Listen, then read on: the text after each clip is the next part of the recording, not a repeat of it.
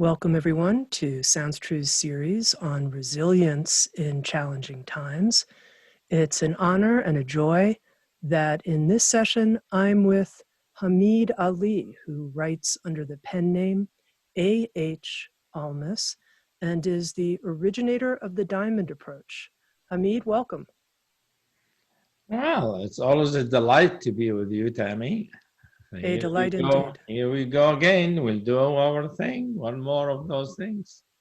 For people who are just hearing about the diamond approach for the very first time, in just a few sentences, how would you introduce it to them? It's a contemporary spiritual teaching for learning about spiritual nature, liberation, freedom, fulfillment, true fulfillment of the human life on earth, and how to deal with our world in a way that is effective but authentic. And in full transparency for our audience, since recording several different programs with Hameed, I myself have been studying with a diamond approach teacher and finding so much value in this approach to inquiring into our own experience and furthering the spiritual journey, which is why I'm so happy to be here with Hameed. Okay, Hameed, when you hear the word resilience and what will help us grow resilience right now when so many people are needing more resourcefulness inside to deal with everything that's going on, how do we grow resilience? Well, it is a topic with many dimensions, many facets, as probably many people have heard. Different people see it differently. But resilience for me, first of all, it has to do with the fact that I am me. I am really, truly me. I'm not an idea of me. I'm not an image of me. I'm not even my body or mind. I am me as a spiritual true nature of the human being. And the spiritual nature is completely resilient, completely indestructible. So being that, one is resilient. However, most people are not realized or liberated that way.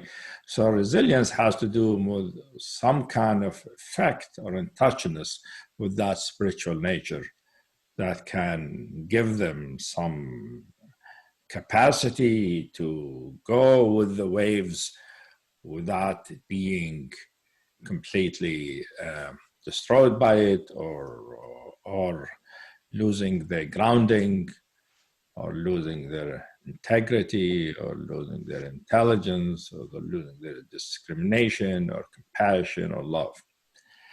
So resilience means we could continue being the being that we are, and regardless of what the storms are, whether it's a war or it's pestilence or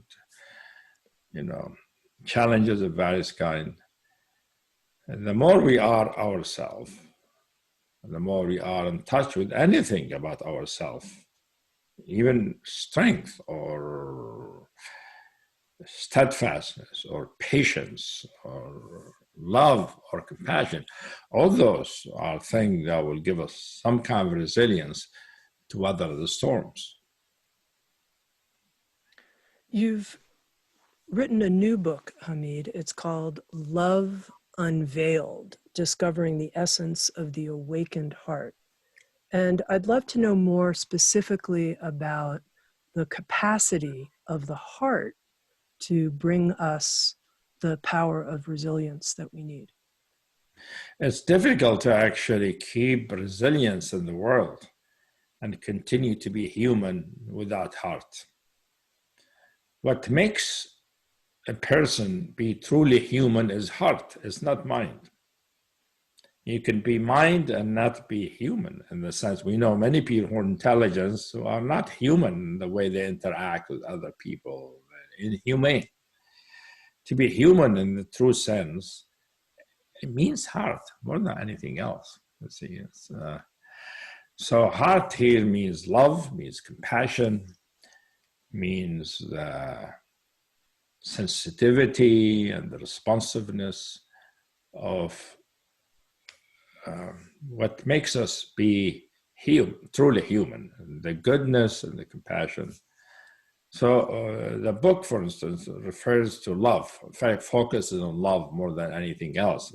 Heart has many facets. It has like kindness, compassion, fulfillment, joy, you see, satisfaction, all of that. But in the book, I focus on love and some of the qualities of love that are especially operative in relationship, a human relationship, into a relationship with other people, or related to groups, or a relationship with the divine, with our deeper nature, or with the divinity.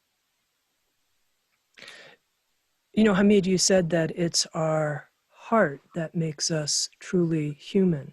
And you begin Love Unveiled talking about how the soul could actually function in these different dimensions, that there's an animal part of our soul that's concerned with survival and, you know, am I going to live? And I think certainly in the pandemic, many of us have felt this animal part of us, our survival needs all stirred up. And then there's this human dimension, and even you go further, that the human soul can evolve to what you describe as an angelic nature of our soul. And this really got my attention. I think you know an angel is the logo for Sounds True, and I have a lot of appreciation for that angelic dimension. So tell me what you mean by these three different dimensions. Can we live on all three at once?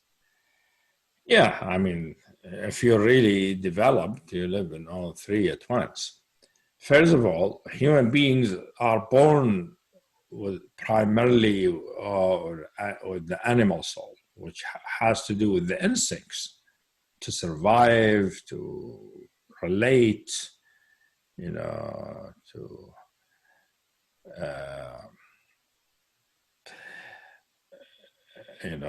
and to produce more human beings. Survival, the social, and the sexual instincts are the primary three instincts, drive, that are needed for life. We need them at the beginning to survive and live as an individual and as species. So when we begin our life, these are dominant and need to be established, and their mode of functionality need to be established in as orderly and as complete a way as possible. Of course, depending on our upbringing and experiences from our life, the instincts can be channeled in a good way to do their thing, to really survive well, to grow up in such a way that you know how to hold the job and do a good job at it. Social instinct mean you know how to develop relationship, friendships, and all of that.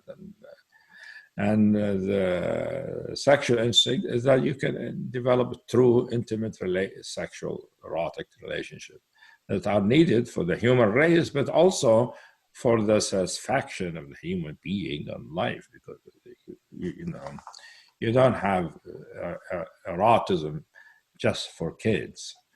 You have it as part of the human expression. But then the next phase for human development is to develop heart. Now, a human being, they have some heart from the beginning, but it's more emotional heart. So, and the emotional heart is very much controlled by the instincts. In the sense, it has fears, it has anger, it has sadness, it has all the things that human emotion, envy and frustration.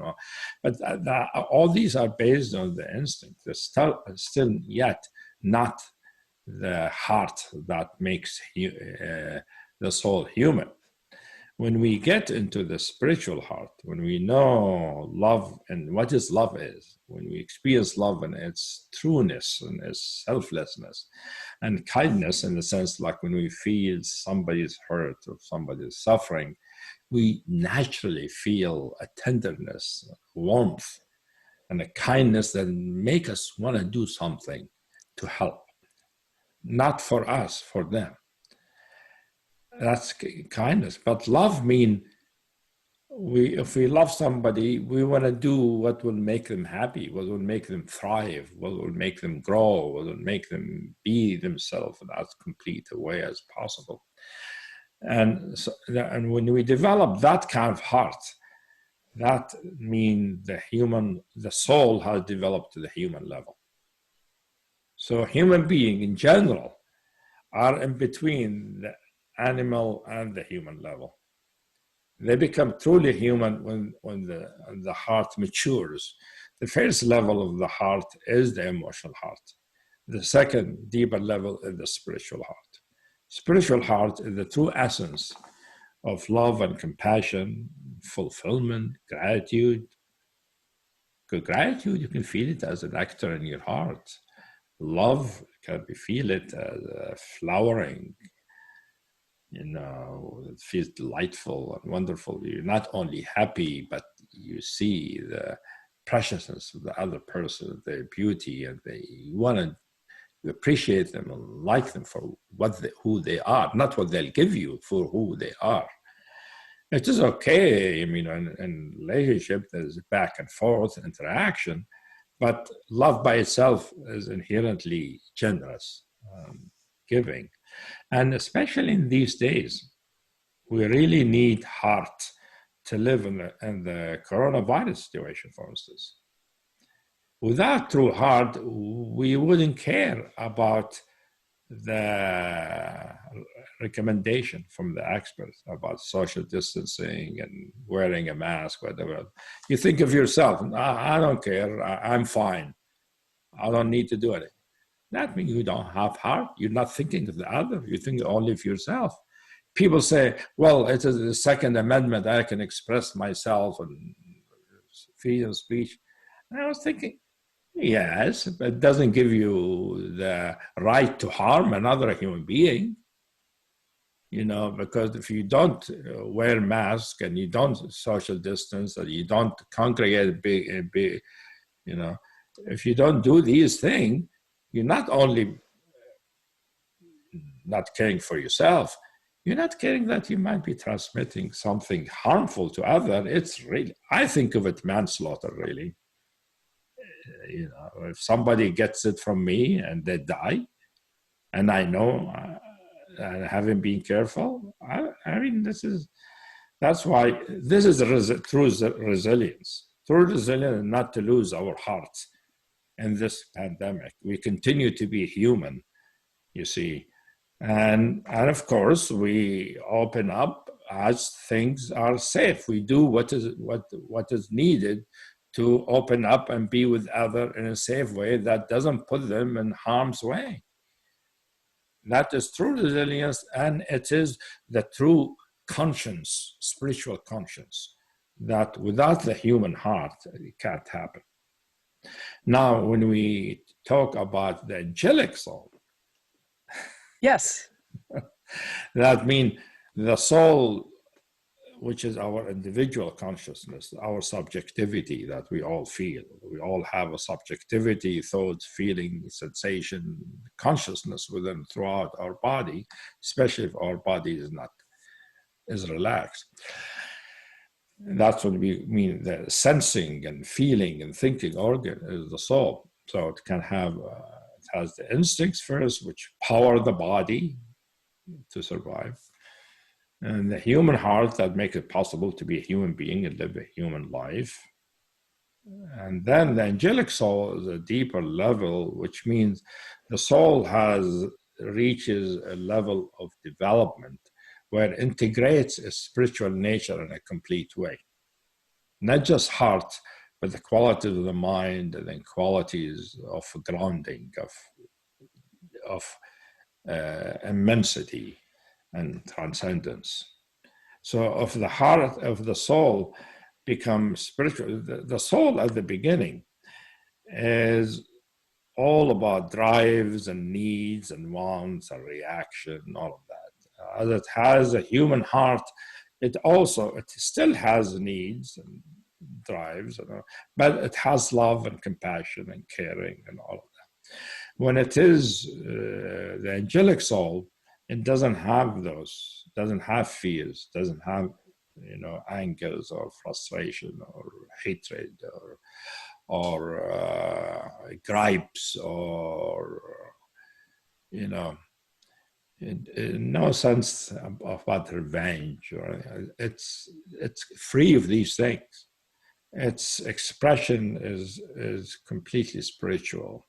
So it has the love of the heart and the fullness and the richness of the heart. It has the clarity and the spaciousness of the mind, and has the immensity and the density, the groundedness of the body of beings. So in that way, I mean, the soul is fully transformed. So soul and spirit become one thing here. So soul is completely transparent or spiritual nature and all of its possibilities and all of its facets and dimensions. That's what I mean by angelic soul. And so it's become that's what an angel is. It's completely spiritual, right? So it's angelic soul is a spiritualized soul. This whole journey, Hameed, you describe in Love Unveiled as a love affair. And I thought that was a very interesting descriptor. I think a lot of people on a spiritual path might describe it as harrowing, difficult.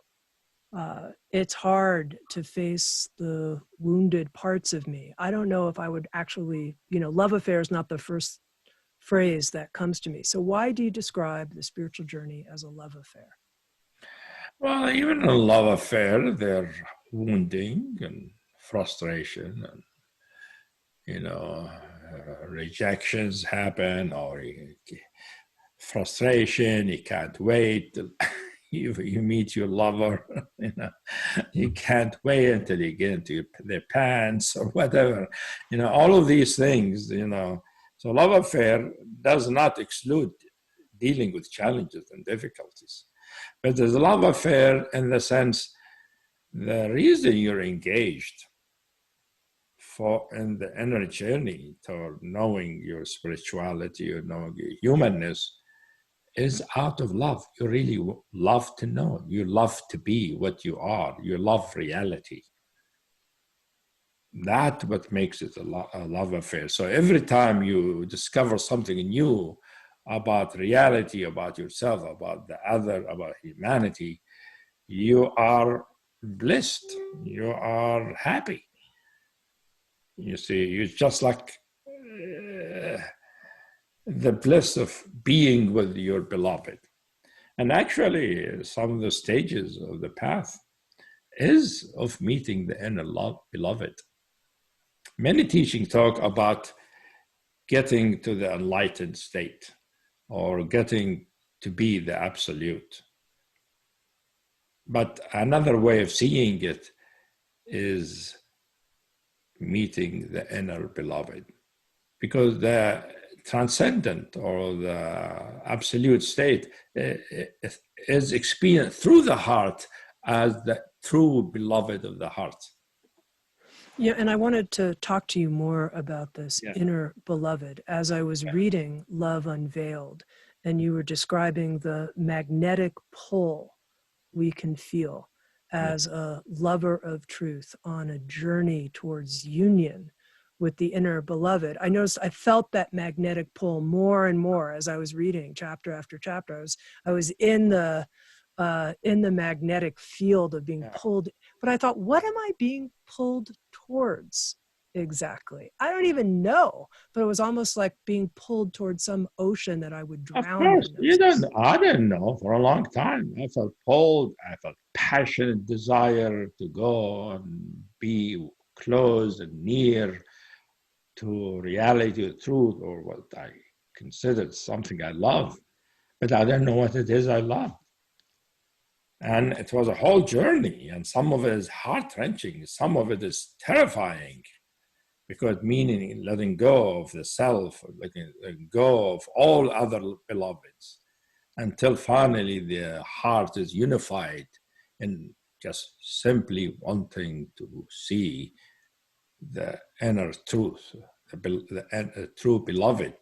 And then that's when the heart opens up in a big way. I mean, for me, it was like thunder, lightning, and dramatic thing is happening. And then the heart opens up and there is this majesty and beauty. So it's not just seeing through nature or the absolute or the transcendent, but the majesty and beauty and the vastness that is glimmering.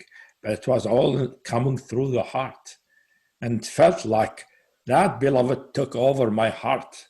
My heart became its throne, and it took its place, its own throne, which it has been preparing. So the pull is the beloved preparing its throne for itself. The pull is coming from the beloved. Your desire for the beloved comes from the beloved. You don't have your desire. Nobody has their own desire or own love. It's all come from the beloved, but appears through us as ours. So the inner beloved, the inner spiritual truth, acts from two directions, from the depth of our being and from our ordinary level of experience and heart and mind. It is coming from both there, but it is the same love, really. It is a love for the beloved to reveal itself. I want to read you a quote from Love Unveiled and have you comment on it. Here's the quote. "This movement of love that the soul feels when love is urging her and pulling the heart toward the source as if it were a magnet, it's the same movement of love that is creating the universe." Yes. I thought, that's interesting. Hameed, can you explain that to me? That brings in one of the primary Sufi principle or sayings that is that expels doubt, which is, this is God or the divine speaking. I was a hidden treasure. I loved to be seen, so I created the universe. That's a reference to that. So the creation has to do with love.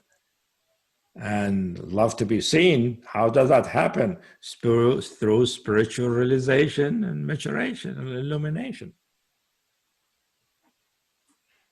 Okay, so somebody listening to our conversation feels to some degree that magnetic pull into some mysterious inner beloved.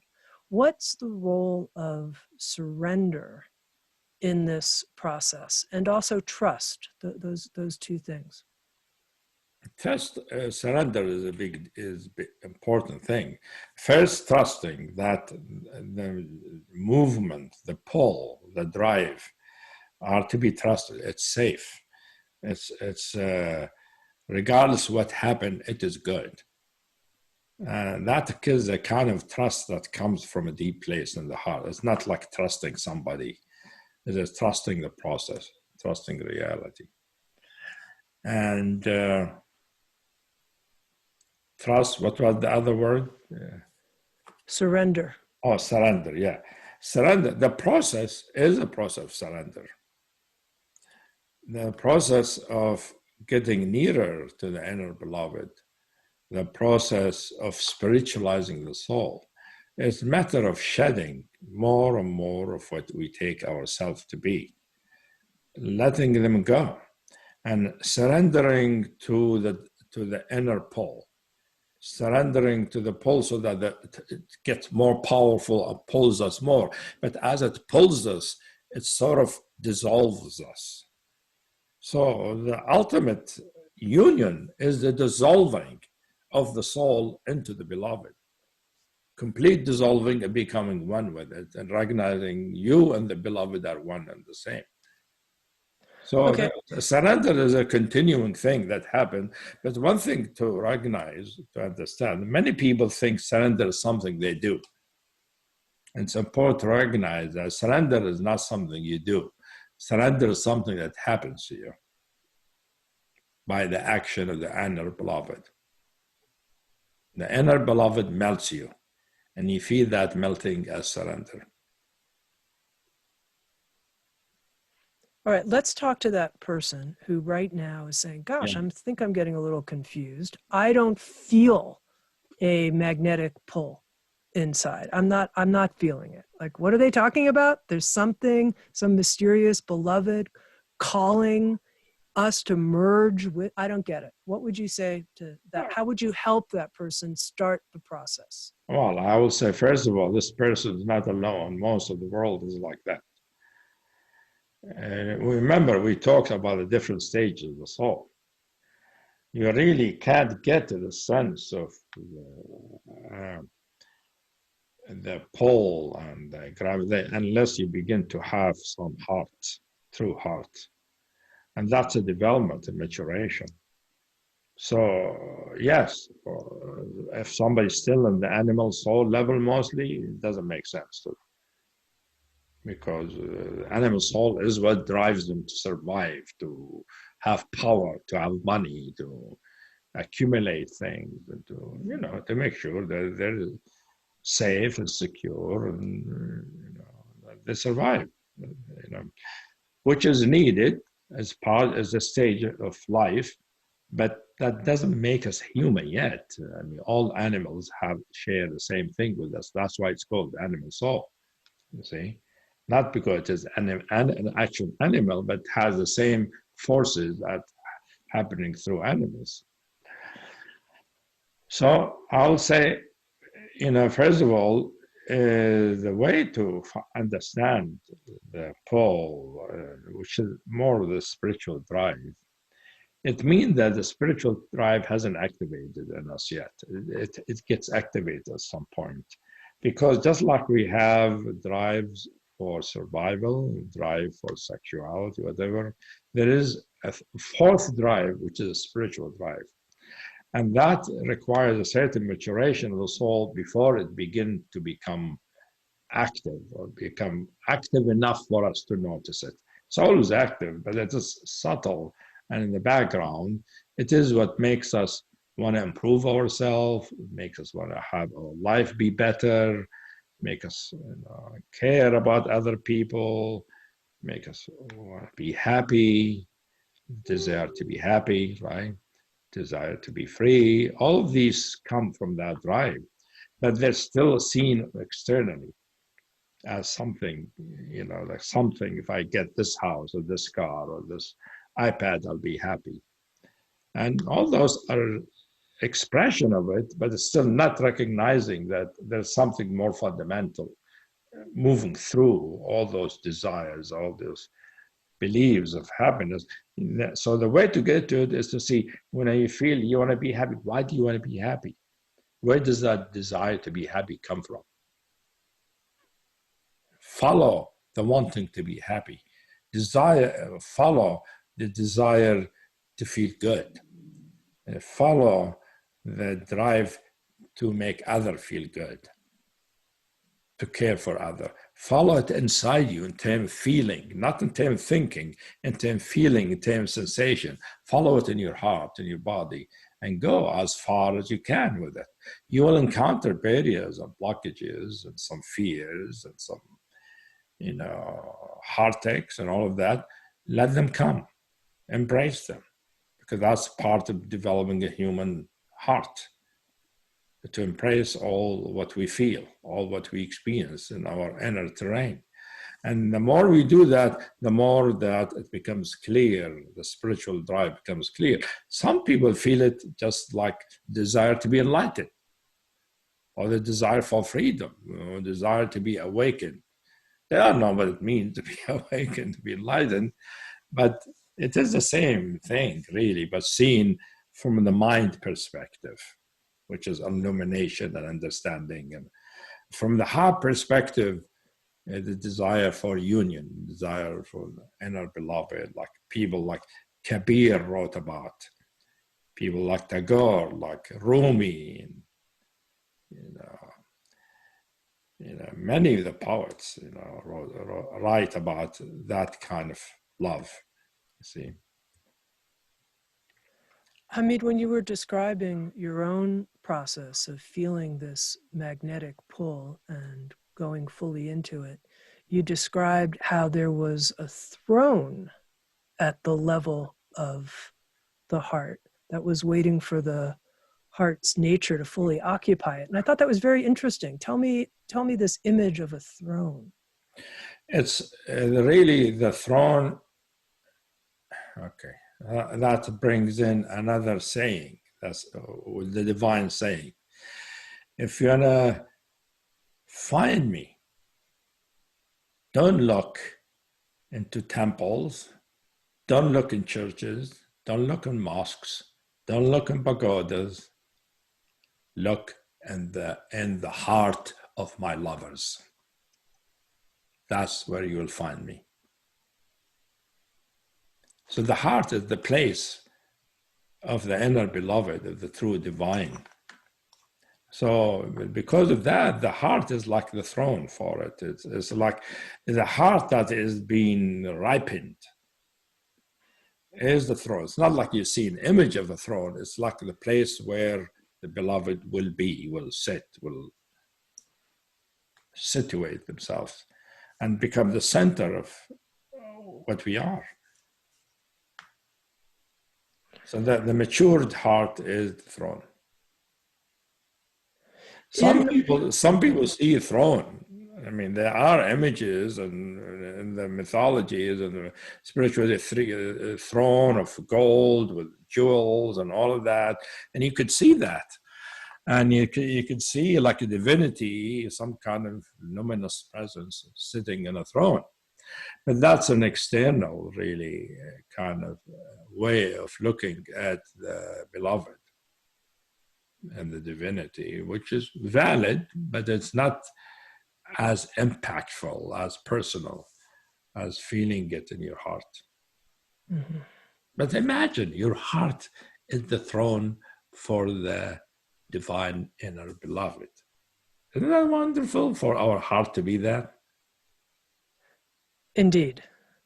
Yeah. Now, another image that is used a lot in Love Unveiled is this notion that there are these veils that are obscuring this type of full open expression of our hearts, and that these veils through inner work get rended.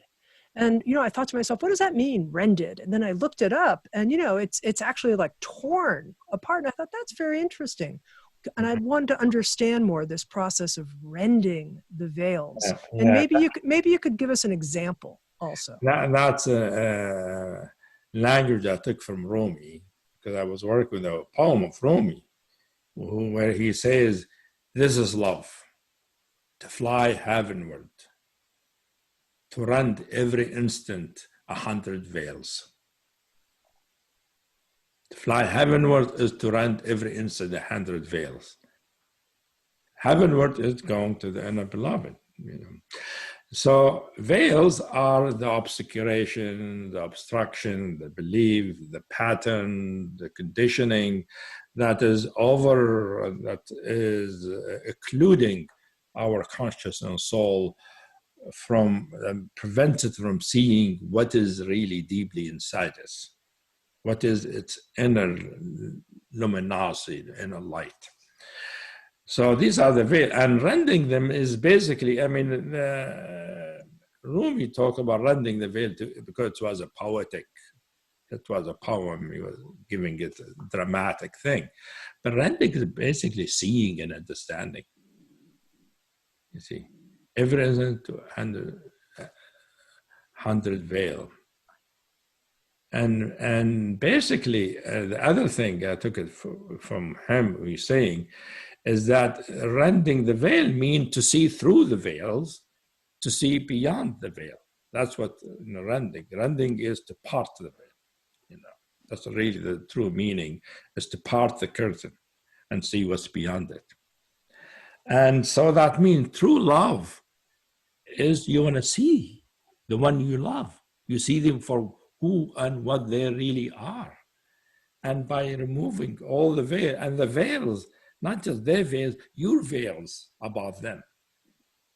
You mean your ideas and beliefs and reaction, all of them, to see them and let them go. That's what it means, to see them, understanding them. And by understanding them, they simply evaporate, they lessen, they dissolve. And that becomes the ending. So like you could feel, for instance, remember an example. When I was in my younger years, I was in love with one woman. And I couldn't have her. She was married or whatever. And so for me, my work was to feel my desire without acting on it, to recognize it. To feel my jealousy and understand it without going along with it. And to feel them, to see them. And as that happened, my heart just blossomed. And it wasn't just loving the woman I was in love with, it was just heart was love. By rending the veil, which is all those emotions, letting them go. Instead of wanting to have, feeling the desire and wanting to have, and recognize that within it, there is really love. So I follow it to the love. Mm-hmm. What would you say, Hameed, right now to that person who says the pain I feel in my heart right now is so great, really related to the suffering of other people who are having a hard time right now with the impacts of the pandemic, maybe economically or in terms of their health, or the pain of racial injustice? How do I work with that to, quote unquote, rend the veils? That brings the resilience. Because I feel that too. I see the suffering and I listen to the news. I mean, sometimes it's heart-wrenching. And the way we can handle actually the pain is feeling our kindness and compassion. Kindness and compassion is the resilience for pain. It is what heals the pain, but also what helps us tolerate emotional pain. And to see more suffering in the world is for our compassion to increase. It reminds me when the Dalai Lama went to Nagasaki, whatever, and the reason he wanted his compassion to increase. That was him developing his kindness by seeing the suffering, being there with it. So resilience for pain is really the kindness of the heart. Love Unveiled is the first in 3 books that are focused on the spiritual heart. And I'm curious, do you think it's just coincidence that these books are coming out now at this time? Or do you think there's some meaning, some importance that this series is now finding the light of day at this time in human history? See, the way this teaching has developed has its own intelligence. I don't decide what to put out. I think I am, but it's not really I am. Just like the feeling of wanting to be near to the beloved is really the beloved pulling you. The same thing. And the way this diamond approach teaching has developed has its own intelligence. Which part of it comes out depends on its own intelligence. It knows a lot more than I do, you see. So the fact that it's coming this time is part of the guidance of the teaching itself, you see. And it turned out to be, I didn't even know what was going to happen this year when I decided to publish this book, you see. It turned out to be quite appropriate for the times. I didn't know. I thought of it, we should put out something about love. I didn't do something about love. Turned out there was a lot more intelligence to it than that. Something that I, as an individual, didn't know. And that's why there's a series of Love Unveiled. There'll be next second volume, which will be about more universal, divine love. And the third one is about the beloved.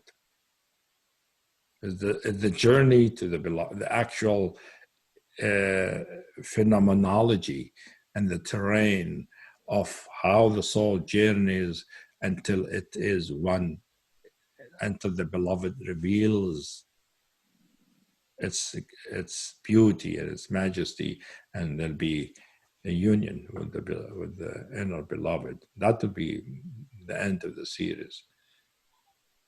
And Hameed, just to conclude this conversation for resilience in challenging times, that person who's thinking, you know, I just want my heart to be more online right now in my life. I want to be more heart-centered at this time. Can you help me, Hameed? If you want to be heart-centered, you already got the beginning of it by that wanting. So I will say, follow that wanting. Where does it come from? Why do you want to be heart-centered? Wanting to be heart-centered is already the beginning of being heart-centered. You see. And then, of course, that will bring in, by following that desire, might bring in what's in the way. You know, is it a blockage? Is it a fear? Is it a contraction? Is it a withdrawal? You see, is it a distancing? What is it?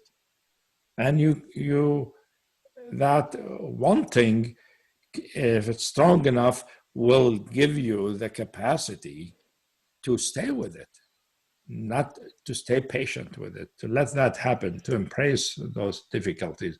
Because the journey of the heart has lots of ups and downs, has its tribulation, challenges and delights.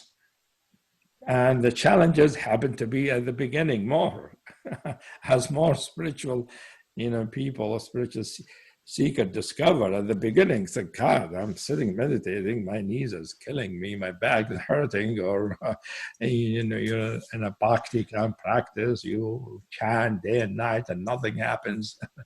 So that's how it is for you.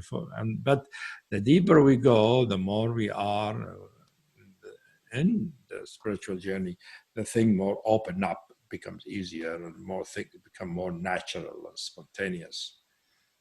And it is potential for us because we are human beings. That is part of the potential of a human being, is to become a complete human being. So if you want it, good. That's the beginning of recognizing who you are. As always, Hameed, thank you so much. Thank you for the conversation. Yeah, nice talking with you. I like the colors in your shirt. It fits perfectly what we talk about. Thank you. Because the heart is very colorful, gold and pink and apricot and all kind of, and emerald green and all the wonderful thing. Beautiful.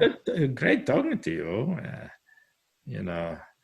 Tami, and hope you stay safe. Thank you. You too. I hope everybody stays safe, and hopefully, I know there's a lot of trouble in the world and a lot of suffering and all of that. I hope more of us wake up to the fact that we need to do it together. And we're all one in it. All of humanity here is one and the same, that we are one family. And the more that we know that, the more that will help us, I think. And as always, Hameed, it's a joy, a delight, an honor to be with you. Thank you. Thank you so much. Thanks everyone for being with us here for our series, Resilience in Challenging Times. Sounds true. Waking up the world.